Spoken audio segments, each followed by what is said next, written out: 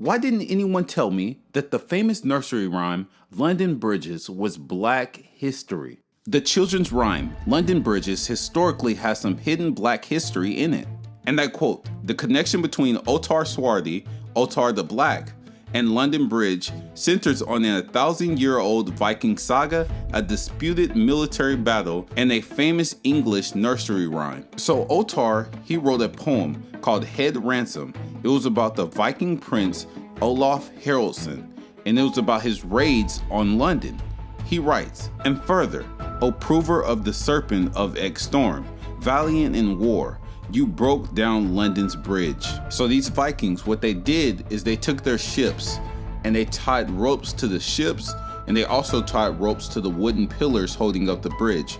And they would steer with the wind to bring down the pillars which brought down the bridge. But the Vikings that did this were primarily black and brown. Let's start with Thorkell. Thorkell was a Jomsburg Viking who assisted Prince Olaf with bringing down the London Bridge. This is my first source.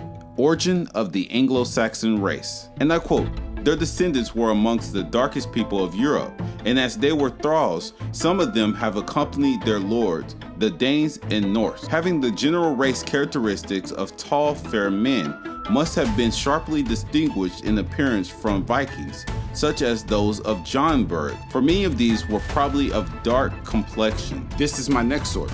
Celticism, a myth. And I quote, on the contrary, we know that many of the Danes and Norsemen were black. This is my next source, ancient and modern Britons. Finn Genti and Dub Genti, white Gentiles and black Gentiles, and as according to Armstrong, Fionn Lachlanich and Dub Lachlanich, white and black Lachlaners or Scandinavians, and in the wars of the Githil and the Gels and Gauls, the Danari are styled black Danars or black Danes. In none of these terms is there any hint that the color of the hair is indicated, but the expression used by Saint Bertrand in speaking of the Norwegians leave no room for doubt.